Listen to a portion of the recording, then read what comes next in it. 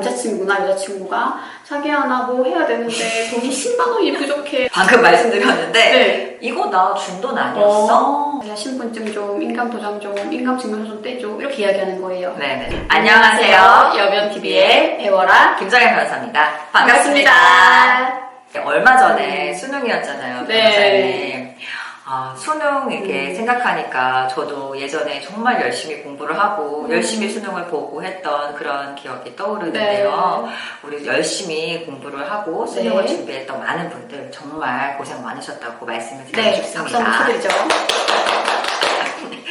네, 저희가 이제 우리가 열심히 공부를 하고 수능을 보면 대학에 가게 되잖아요. 우리 대학에 가게 되면 하는 게 뭐가 있을까요? 공부? 공부 아니고 우리 공부는 이제 끝. 공부 이제 끝이고 우리 연애를 하게 되잖아요. 그래서 오늘은 이제 앞으로 곧 이제 연애를 시작하실 분들께서 보시면 좋을 만한 영상. 연애를 어떻게 하면 똑똑하고 안전하게 할 수 있는지를 알려드리는 그런 영상을 한번 준비해봤습니다. 우리 변호사님은 연애 많이 해보셨어요? 저는 이 영상을 저희 남편이 꼭 보길 바라지만 저는 사실 21살 때 CC로 만난 복학생 오빠와 11년 연애하고 결혼을 했어요. 대단하시네요. 그래서 제가 이 부분 토크는 김 변호사님께 토스하도록 하겠습니다. 저도 연애를 막 이렇게 막 많이 해봤다 이건 아니지만 뭐 섭섭하지 않게 해봤다 이런 입장에서 좀 말씀을 드리면 남편분께서 보셔도 되나요? 괜찮습니다. 말씀을 드리면 제가 저희 과거를 좀 이렇게 돌이켜서 생각을 해보니까 그때는 조금 불편하다? 이건 좀 아닌 것 같은데? 이런 생각이 좀 들었었는데 적극적으로 이렇게 뭐 발언을 하거나 문제 제기를 하거나 그러지는 못했던 것 같아요. 왜 그랬을까요, 근데? 너무 어리기도 했고 그쵸. 이게 법적으로 내가 문제 제기를 할 수 있다라는 것 자체를 인지를 이제 못했던 것 같거든요. 저희가 이제 살면서 경험이 많이 쌓이면 이제 소위 말하는 빅데이터가 생기잖아요. 삶의 빅데이터. 그쵸. 그래서 이제는 저희도 무슨 일이 이렇게 딱 생기면 이상한데? 이게 아닌데? 너 선 넘지. 이제 이런 게 딱 보이지만 저희가 어릴 때는 그런 거 잘 모르잖아요. 사실 경험이 부족하니까. 그래서 옛날에 생각해보면 저도 이제 그런 과거가 있지 않았나 생각이 들어요. 그래서 저의 이제 과거를 반추를 해보면서 이런 상황에 놓이시는 놓여 계시는 그리고 앞으로 놓이실 많은 분들이 계시겠다 이런 생각이 좀 들었어요. 그래서 오늘은 이런 분들을 위해서 영상을 준비를 해봤는데요.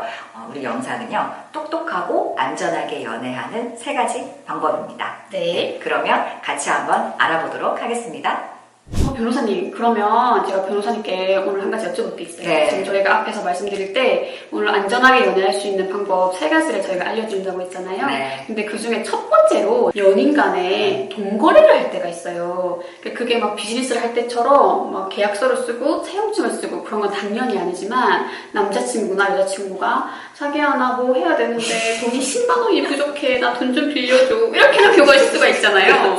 이럴 때 내가 이제 적은 돈이지만 이제 그게 쌓이면 또 굉장히 문제가 골치 아파질 수 있기 때문에 그런 상황에서 안전하게 나를 지키면서 연애할 수 있는 방법에 대해서 여쭤보려고 합니다.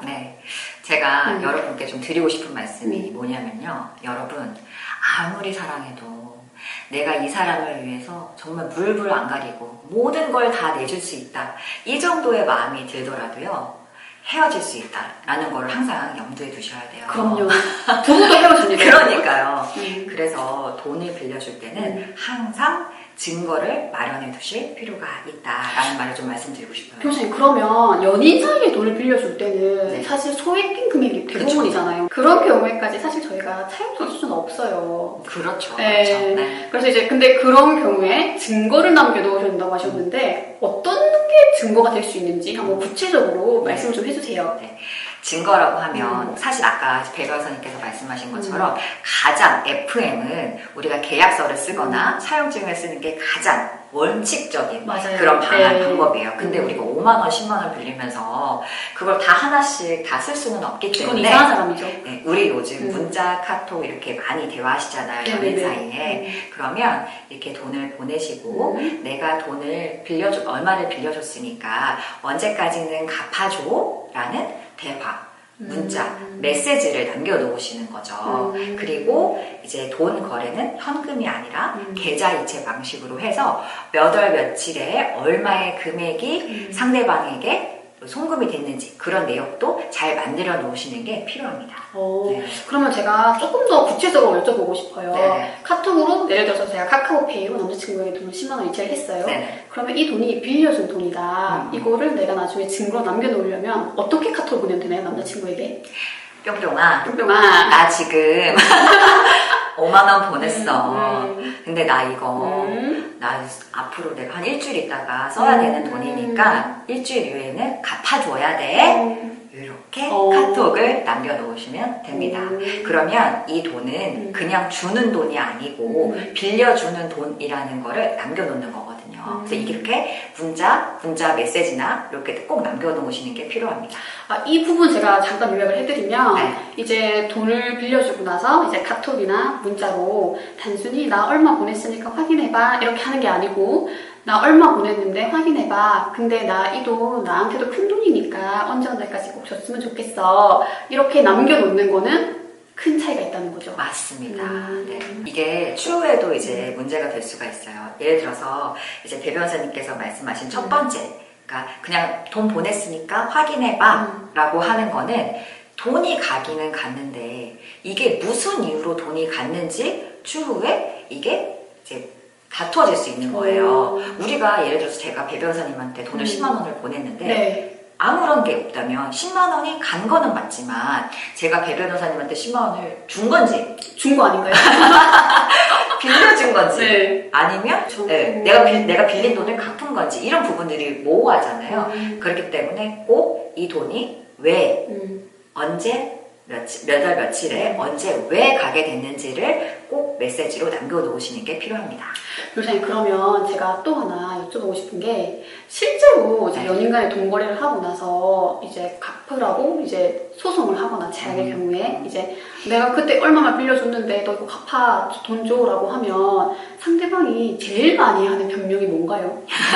방금 말씀드렸는데 네. 이거 나 준 돈 아니었어? 나 이거 그냥 주는 돈이라고 알고 있었는데. 그래서 변호사님이 그 이야기를 하셨구나. 네, 맞아요. 이런 말씀을 하시는 경우가 사실 거의 90%가 넘어요. 네. 근데 이게 연인 간의 돈거래이기 때문에 그때 당시에 빌려주는 돈이라고 상대방이 인지를 못했을 수도 있고 이게 내가 빌린 돈이라는 걸 알면서 증거가 없기 때문에 이거 나 그냥 받은 돈인데? 라고 주장을 할 수도 있는 거죠. 그러면 실제로 그 변호사님께서 이런 연인에게 돈을 빌려줬다가 돈을 못 받으신 분들을 상담을 해보면 네네. 이런 증거를 구체적으로 갖고 오시는 분들이 많은 편인가요? 대부분은요. 그러니까 증거를 갖고 오시는 분도 있고 네. 증거라고 갖고 오셨는데 그걸 증거로 사용하기가 어려운 경우들도 있는데 사실 후자가 좀 더 많은 것 같아요. 그러니까 방금 말씀드린 것처럼 그냥 이제 연인 간의 관계이니까 믿고 그냥 돈을 빌려주는 그런 경우들이 좀 많은데 이런 경우에 사실은 뭐 법적으로는 어떤 대응을 하기에도 조금 어려운 부분이 있죠. 그리고 이제 증거도 증거이지만 빌려주는 돈 자체가 액수가 그리 크지가 않아요. 맞아요. 정말 나 지금 얼마 필요하니까 얼마 좀 빌려줘. 이렇게 해서 그게 쌓이게 뭐 몇십만 원, 몇백만 원 이렇게 되는 거잖아요. 근데 완전 아싸리 돈이 많아버리면 그 금액이 커버리면 이제 뭐 사기로 고소 이렇게 하는 거죠. 변호사를 바로 선임을 할 수가 고소. 있어요. 네. 네, 변호사 선임해서 이렇게 법적인 대응을 하면 되는데 애매한 돈 정말 뭐 몇십만 원 혹은 뭐 한 100만 원, 200만 원 이런 정도의 사실 돈은 변호사를 선임하면 배보다 배꼽이 더 커지는 상황이 발생하게 되니까 이런 경우가 좀 난감한 경우들인 거죠. 이 영상을 보시는 분들도 맞아요. 막 연인에게 1억을 빌려준 게 아니고 이렇게 막 조금씩 빌려줬다 보니까 이게 쌓여서 몇십만 원, 몇백만 원이 된 분이 많으실 것 같은데 맞아요. 그럼 그분들이 실질적으로 이 영상을 보고 나서 본인이 못 받은 돈을 연인에게 받으려고 한다면 변호사님께서는 구체적으로 어떤 방법을 알려주실 수 있을까요? 저는 일단 방금 말씀드린 것처럼 뭐 계좌 이체 내역이라던가 서로 주고받은 카톡 내용 중에 내가 준 돈이 그냥 준 돈이 아니고 빌려준 거다라는 어떤 그런 증거가 명확하게 남아 있으시다면 저는 소송을 제기하는 것보다는 지급 명령 신청이라는 거를 하는 것을 조금 권해드리고 싶어요. 일반적인 소제기보다는 비용적인 것도 좀 절감이 될 수 있고요. 그리고 시간도 좀 단축할 수 있는 그런 효과가 있습니다. 네. 그러면 실제로 지급 명령을 해서 돈을 회수하신 분들이 있을까요? 지급 명령 신청을 해서 뭐 지급 명령 결정을 받은 그런 경우들은 많이 있어요. 근데 이제 배 변호사님도 아시겠지만 우리가 이제 판결에서 승소를 하는 거랑 실제로 그 판결금을 받는 거랑은 좀 또 별개의 일이거든요. 별개의 개념이거든요. 내가 아무리 판결에서 승소를 했다라고 하더라도 나한테 돈을 줄 그 사람이 돈이 없으면 내가 못 받는 거예요. 그래서 결국에 뭐 지급명령 결정을 받는 경우에도 실제로 채권 회수에는 실제로 돈을 받아오는 거는 좀 어려움을 겪었던 그런 분들이 그런 케이스가 더 많은 것 같아요. 근데 사실 연인에게 소액의 금액을 빌려갈 정도면 사실 이미 망하신 거예요. 이미 망하신 분입니다. 그러니까 여러분, 제가 오늘 김 변호사님 말씀을 요약해드리면 연인 간의 번거래는 가급적하면 안 되고 설사 어쩔 수 없이 하게 된다고 하더라도 변호사님께서 말씀해주신 증거를 충실하게 잘 남겨놓고 이제 그것이 나를 지키면서 안전하게 연애하는 길이다. 그리고 그걸 말씀드리고 싶고요. 그 다음에 가장 중요한 점은 여러분, 제가 방금도 말씀드렸지만 연인 간에 돈을 빌려야 될 정도면 이미 많이 어려우신 거예요. 그러니까 가급적 그런 행동은 안 하시는 게 좋다. 오늘 이렇게 마무리하도록 하겠습니다. 변호사님, 그러면 저희가 두 번째 토픽에 대해서 이야기를 해보려고 해요. 이제 앞에서는 저희가 이제 연인에게 돈을 빌려준 경우를 이야기를 나눠봤는데 돈 말고도 어떤 케이스가 있을 수 있냐면은 내 명의를 빌려주는 케이스가 있을 수 있어요. 그러니까 남자친구나 여자친구가 뭐 핸드폰 개통한다, 뭐 사업한다 이러면서 자기가 신분증 좀, 인감도장 좀, 인감증명서 좀 떼줘 이렇게 이야기하는 거예요. 그래서 이런 경우도 사실 굉장히 법적으로 위험하거든요. 위험하죠. 그래서 이런 케이스들에 대해서 오늘 김 변호사님과 한번 구체적으로 이야기 나눠보도록 하겠습니다. 네, 제가 두 번째 좀 말씀을 드리고 싶었던 게 뭐였냐면은 아무리 사랑해도 돈도 빌려주지 돈을 빌려줄 때도 우리가 안전하게 빌려줘야 되지만 명의는 어떤 경우에도 절대로 빌려주지 말자. 절대로 안 돼요, 여러분. 이거를 정말 말씀을 드리고 싶었어요. 제가 제 상담 사례를 조금 각색을 해서 하나를 좀 말씀을 드릴게요. 저희 이제 사무실에 어떤 분께서 이제 상담을 하러 오셨어요. 이제 그분께서 말씀을 하시는 게 제가 경제적으로 너무 어려운 상황에 처해 있다. 너무 힘들다. 이걸 어떻게 해결할 수 있는지 좀 의견을 달라. 이런 입장이셨는데 이야기를 들어보니까 어떤 상황이셨냐면 어떤 분과 이제 교제를 하신 거예요. 이 교제하던 당시에 그 교제하던 분께서 저희 의뢰인께 뭐 신분증이랑 뭐 관련한 개인정보 관련한 서류들을 많이 요청을 하셨대요. 그래서 사랑하는 사이니까 그냥 다 빌려주신 거예요. 근데 알고 보니 그걸 갖고 휴대폰을 몇 개를 개통을 하신 거예요. 어머. 이거는 다 나중에 알게 되신 건데 휴대폰을 몇 개를 개통한 이후에 바로 그 공기계를 다른 사람한테 판 거죠. 휴대폰 깡을 하신 거예요? 휴대폰 깡을 하신 거예요. 그래서 그 돈으로 본인이 사용을 하시고. 근데 이제 우리가 이제 연애를 할 때는, 교제를 했을 때는 그 다달이 나오는 기기값, 할부금을 그 교제하던 분께서 다 납부를 하셨기 때문에 저희 의뢰인께서는 몇 개의 휴대폰이 이제 개통이 되어 있었는지, 얼마의 할부금이 남았는지 이걸 모르셨던 거예요.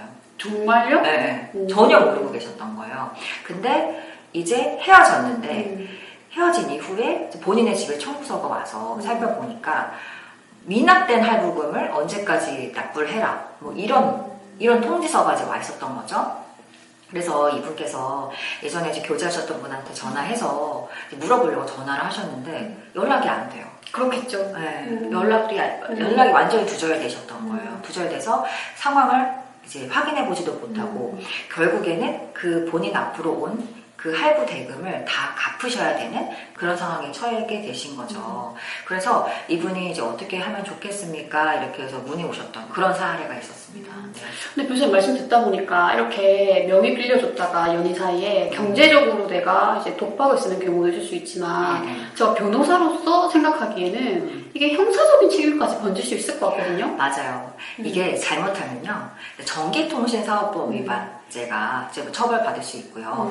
만약에 이렇게 내 명의로 개통된 휴대폰을 갖고 보이스피싱 범죄에 사용이 되었다던가 사기죄 범죄에 사용이 되었다던가 라고 한다면 이거는 사기죄 방조로도 함께 처벌될 수 있는 아주 위험한 상황입니다. 아니 근데 우리가 사기죄 방조라고 하면 형법적으로는 내가 공범이 되어버리는 거잖아요. 맞아요. 네. 내가 이제 피해자가 아니고 그 사람과 공범이 되어버리는 건데 그런 상황까지 나아갈 수 있다는 거죠. 네, 맞습니다. 근데 어떤 경우에 그렇게 되는 극단적인 상황이 펼쳐질까요, 변호사님? 아까 말씀드린 대로 이 휴대폰이 보이스피싱 범죄에 사용이 됐는데 이게 굉장히 많은 피해자들을 양산하게 된 거예요. 네, 그런 경우에 이제 잘못하면 자칫하면 사기죄 방조로도 같이 엮여 들어갈 수 있다. 그러면 지금 변호사님 말씀 들어보니까 이분은 정말 천만다행으로 이제 형사적인 처벌을 받는 것까지는 나아가지 않았지만 이론적으로는 이제 그런 케이스에서는 형사적으로 그 사람과 공범이 되어서 나도 전과자가 될 수 있다. 이제 그런 말씀이신 거죠. 그렇죠. 이건 다행히 이제 그 교제하던 분께서 단순히 휴대폰 깡만 하셔가지고 할부금을 갚아야 되는 그런 어떤 금전적인 손해만 보게 되신 케이스였는데요. 만약에 이 이제 교제하던 분께서 이걸 갖고 정말 나쁜 어떤 범죄 행위에 가담을 해서 그걸 사용했다라고 한다면 이 명의를 빌려주셨던 분도 같이 형사처벌을 받으실 수 있었던 그런 아주 위험한 상황이었다라고 말씀드릴 수 있습니다. 여러분 명의는 절대 빌려주면 안 됩니다. 네. 여러분 그리고 제가 좀 궁금한 게요, 변호사님. 이게 단순히 뭐 금전적인 문제, 형사적인 문제뿐만이 아니라 좀 세무적으로도 좀 문제가 발생할 수 있을 것 같은데 어떠신가요? 제가 이제 세금을 전문으로 하는 변호사이다 보니까 이런 케이스들 굉장히 많이 접해요, 실무적으로. 근데 이제 보통 많은 분들이 연인이나 이제 부부 사이에 명의를 빌려주시고 이제 부부는 이혼하고 이제 이런 경우들 많으신데 명의를 빌려줬는데 그걸로 상대방이 사업자 등록을 하고 사업을 했는데 세금이 나오잖아요, 여러분? 그러면 그 세금이 실제로 사업을 한 사람이 아니라 당연히 명의를 빌려준 사람 앞으로 나오게 됩니다. 그러면 그 세금을 안 내면 내가 체납자가 되는 거예요. 그래서 이런 경우에 많은 분들이 막 발을 동동 구르시면서 변호사 사무실을 찾아오세요. 나는 명의만 빌려줬고 사업의 사자도 모르고 나는 이 사람이 번 돈에 10원짜리 하나 받은 적 없다. 근데 내가 세금을 왜 내야 되냐 이렇게 찾아오세요. 근데 많은 분들의 억울함을 제가 심정적으로 이해를 하지만 이런 분들의 비율로 따지면 10명 중에 한 3명 정도만 이 세금 문제가 해결이 되고 7명 정도는 이게 해결이 안 돼서 체납자가 되는 경우도 굉장히 많습니다. 어떤 경우에 부재가 되냐면은 이제 일반적으로 아까도 거듭 말씀드렸지만 명의를 빌려줬다는 증거가 명확해야 돼요. 내가 계속 상대방에게 내 명의 빌려가서 뭐하냐면 이 새끼야 빨리 사업 접어라, 빨리 폐업 신고해라, 지금 나한테 계속 뭐 날라온다, 계속 이렇게만 연락하고 따지고 싸우고 한 증거도 굉장히 나에게 도움이 많이 되고 그 다음에 그 사람과 이익을 분배하지 않았다는 거. 예를 들면 가끔씩 명의 빌려주신 다음에 명의 빌려준 대가로 돈을 받는 분들이 계세요. 근데 우리는 명의 빌려준 대가로 받은 돈이라고 하지만 국세청과 법원에서는 어떻게 생각하냐면 너네 둘이 같이 사업해서 수익 나눈 거지, 동업한 거지 라고 생각을 하는 거예요. 그래서 이제 그런 경우가 조금 안타까운 케이스지만 구제되기 굉장히 힘든 케이스 중에 하나거든요. 그래서 일단 내가 진짜로 순수하게 아무런 대가를 바라지 않고 명의를 빌려준 피해자라면 그 어떤 나에게 세금이나 이런 경제적인 부분에서 피해가 올 것이라는 느낌이 들었을 때 참지 마시고 바로바로 따지고 바로바로 이야기하셔서 그걸 남겨놓는 것도 굉장히 나에게 도움이 많이 되는 증거가 되는 거예요. 그러면 우리 정리를 한번 해보면 명의는 절대 어떤 일이 있어도 빌려주지 말자. 절대 안 돼요, 절대. 이렇게 정리를 해볼 수 있겠죠? 네. 그럼 이제 마지막으로 우리 우리가 똑똑하고 안전하게 연애하는 방법으로 변호사님께서 좀 말씀해주고 싶으신 그런 좀 사항이 있을까요? 저는 마지막으로 요새 이제 핫한 이슈 스토킹 처벌법에 관해서 여러분들에게 꼭 말씀을 드리고 싶어요. 근데 제가 이 스토킹 처벌법, 제가 줄여서 그냥 스토킹 범죄라고 할 텐데 이 부분에 대해서 말씀을 드리는 이유는 제가 이런 사건과 관련된 분들을 굉장히 많이 만나본 결과 많은 분들이 오해하고 계시는 부분이 뭐냐면은 옛날에는 뭐 회사 앞에 가서 나올 때까지 기다리고 막 밤새 문자 100통 보내고 막 출근할 때 회사 앞에 가서 있고 막 이런 것들이 한때는 낭만인 것처럼 보였던 시절도 있었어요. 한참 옛날에 과거에는 남편분이 저희 남편 정말 좋아하시죠. 별 열정이 없는 분이세요. 근데 뭐 패스하시고 근데 요새는 상대방이 싫다는 의사를 밝혔음에도 불구하고 또 그런 행동을 하면 그게 낭만이 아니라 범죄가 된 시대예요. 맞아요. 근데 많은 분들이 아직도 그 옛날 그 옛적의 사고방식에 그대로 사로잡혀서 굉장히 억울하게 내가 뭐 문자 몇 통 보냈는데 이게 무슨 잘못이냐, 내가 집 앞에 가서 한 번 기다린 게 뭐가 잘못이냐, 이렇게 말씀하는 분들이 굉장히 많으세요. 이게 드라마나 영화에 약간 영향도 있는 것 같아요. 마치 그렇게 거기서는 굉장히 예쁘고 잘생긴 배우들이 나와서 이렇게 막 그런 좀 지고지순한 사랑을 보여주는 것처럼 묘사가 되잖아요. 네. 그러다 보니까 마치 내가 그 영화 속의 한 장면이 돼서 그런 어떤 사랑을 하고 있는 것 같은 그런 잘못된 환상에 빠지시는 게 아닌가라는 좀 이런 생각도 좀 들거든요. 그래서 요사회 경험이 많이 없으신 젊은 분들이 이런 사건에 연루되는 경우도 많아요. 맞아요. 이게 지금 관점을 바꿔서 아까는 이제 스토킹 범죄를 하는 관점에서 제가 말씀드렸지만 이게 피해자의 관점에서 보면 이게 스토킹인지 아닌지 구분이 안 되다 보니까 나에게 유리한 증거를 남겨놓지 못하는 거예요. 어떤 경우가 있을 수 있냐면은 상대방이 내가 싫은데도 불구하고 계속 찾아오고 계속 문자 보내고 카톡 보내고 전화오고 하는 거예요. 그러면 딱 잘라서 싫다고 이야기를 해야 돼요. 그러니까 싫다고 이야기하는 것도 당연히 증거를 남겨놓으셔야겠죠. 근데 그게 아니고 그걸 그냥 계속 받아주는 거예요. 그렇게 계속 받아주고 어느 순간 딱 선을 넘어버리면 자기도 무서워지는 순간이 오거든요. 피해자분도. 근데 그럴 때 경찰에서 신고를 하려고 하면 경찰이 어떻게 이야기를 하냐면은 뭐 지금까지 보내줬던 카톡이나 문자 이런 걸 다 보여드리면 이거는 네가 싫다고 의사를 표현한 게 아니고 그냥 단순히 연인 사이에 싸운 거 아니냐. 그러니까 연인 사이에 싸운 걸로는 처벌할 수 없다. 이렇게 하면서 사건 자체를 접수를 안 받아주는 경우를 제가 빈번하게 많이 봤거든요. 그러면 이런 경우를 이제 막기 위해서 어떻게 조금 저희가 피해를 입으시는 분들이 좀 남겨놔야 될까요? 일단 법률적으로 기준을 명확하게 알려드려야 될 것 같아요. 스토킹이 뭐냐라고 물으시면 내가 싫은데도 불구하고 당사자 상대방이 싫어함에도 불구하고 지속적으로 연락을 하는 거예요. 물론 지속적으로라는 게 굉장히 애매한 표현이긴 하지만 그것이 단순히 문자 3통, 전화 10통 이런 것도 지속적으로라는 이 범위에 포함이 될 수가 있기 때문에 지금 스토킹 처벌법에 의할 경우에는 당사자가 싫다고 하면 당사자뿐만 아니라 그와 함께 살고 있는 동거하는 가족들에게까지도 절대 연락하거나 접근하시거나 하시면 안 됩니다. 네. 그게 이렇게 해서 이제 신고가 이루어지면 경찰에서 긴급 응급 조치라던가 법원에서 잠정 조치를 해주잖아요. 그렇게 해서 이 긴급 응급 조치나 잠정 조치를 받았음에도 불구하고 또다시 피해자를 찾아온다. 또 스토킹을 한다. 라고 하면 어떤 상황이 발생하게 될까요? 바로 구속입니다. 이게 스토킹 처벌법의 굉장히 무서운 점인데 보통 다른 사건들 경우에는 이제 구속의 필요성이나 이런 거에 대해서 법원이 굉장히 엄격하게 심사를 해요. 근데 스토킹 처벌 같은 경우에는 이건 제가 스토킹 처벌법 전담 재판부에 계셨던 판사님께 직접 들은 이야기인데 이 구속의 요건이나 처벌의 요건이 사실 굉장히 모호한 부분이 많음에도 불구하고 실무적으로는 다시 찾아갔다 라는 것만 확인이 되면 많은 경우 그냥 구속을 시켜버려요. 맞아요. 저도 이제 구속영장 실심사를 하러 이제 많이 법원에 가거든요. 그러면 요즘 이제 그 체포된 피의자분들 보면 많은 분들이 스토킹 처벌법 위반으로 체포돼서 오신 경우들 정말 많이 봐요.